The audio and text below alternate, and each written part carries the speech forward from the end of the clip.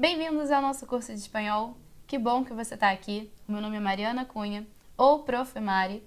Eu estou muito feliz que você decidiu estudar espanhol e eu espero ajudar nessa sua jornada. Esse é apenas um começo. O tema da aula de hoje é alfabeto. Antes de começar, é importante deixar claro que o alfabeto que eu vou ensinar aqui é apenas uma das variedades possíveis do alfabeto espanhol. As letras são as mesmas, mas o regionalismo de cada país vai fazer com que essas letras soem diferente. A primeira informação é que todas as letras em espanhol são femininas, então a gente vai falar la A, la B e assim vai. Todas as letras são lá. Quanto às vogais, todas elas são fechadas. É claro que dentro desse padrão de regionalismos vai haver um país ou outro, uma região ou outra que pode pronunciar essa vogal mais aberta, mas no geral a gente ensina as vogais fechadas. O que isso quer dizer? Que a gente não abre tanto a boca assim como no português para fazer as vogais E, O. Isso não vai acontecer em espanhol. Então repete comigo.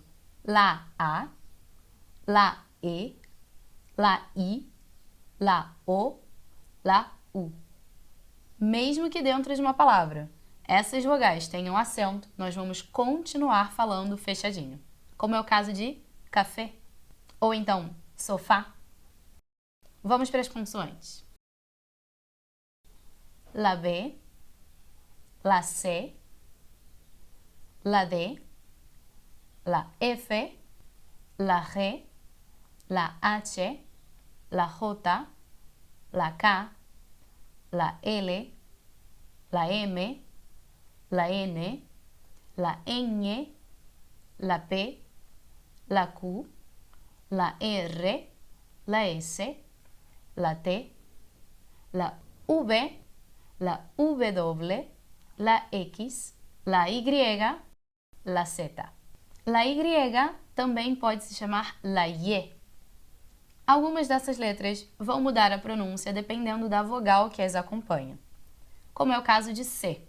O C pode ter um som de K ou pode ter um som de S.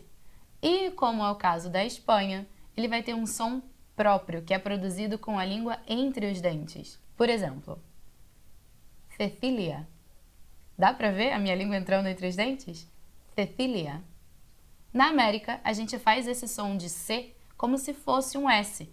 Cecília. Bem diferente, né? Quais são os casos que a letra C vai parecer uma letra K? Quando essa letra vier acompanhada da vogal A, O, U. Caça, coça, cobrir. Tem uma observação que eu gosto muito de fazer sobre a letra D e que é muito positiva para nós que somos brasileiros e estamos aprendendo espanhol.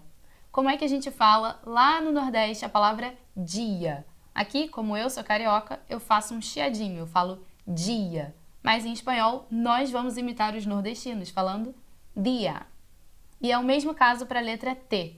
Tio, tia. A letra G também vai ter uma variação. Ela pode vir lá do fundo da garganta ou mais aqui de cima. Também vai depender da vogal que a acompanha. Se for o caso da vogal A, O ou U, a gente vai fazer G. Gato, gota, Gustavo. E se ela vier acompanhada da letra E ou I, vai vir da garganta. Gente, gigante.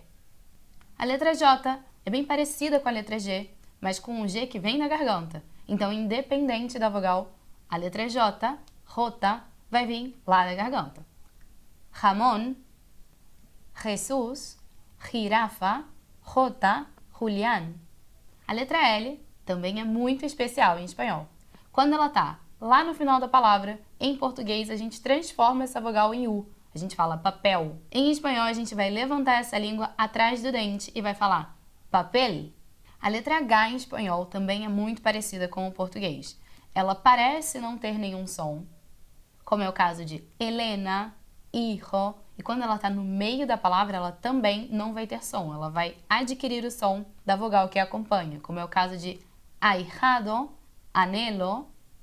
O único caso em que o H vai influenciar o som de alguma letra é o caso do CH. Antes do acordo de 2010, era considerado uma só letra, mas agora é considerado um dígrafo. Che, chico, muchacho. Vamos falar do LL. Nós podemos falar o LL como se fosse um LH do português, como é o caso de calle, callado, llama. Nesse caso, você vai conseguir ouvir muitas variações. Esse LL também pode ser falado como se fosse DJ, que é o caso da Argentina, do Paraguai, do Uruguai, do espanhol rioplatense. Então, no lugar de calle, você vai escutar calle. E se você for mais um pouquinho para cima, lá no Chile, você vai escutar caché. E mais um pouquinho, você vai escutar calle. Então, é uma letra que varia bastante. Independente de qual sotaque você usa, todo mundo vai te entender. Poucas palavras vão terminar com a letra M em espanhol. A maioria delas veio do latim, como é o caso de curriculum. Mas a gente não pode deixar as vogais serem nasalizadas, sair pelo nariz por causa desse M. E esse caso também vai acontecer na letra N. E aí sim, muitas palavras em espanhol vão terminar com a letra N e a gente vai ter que segurar esse N lá atrás do dente.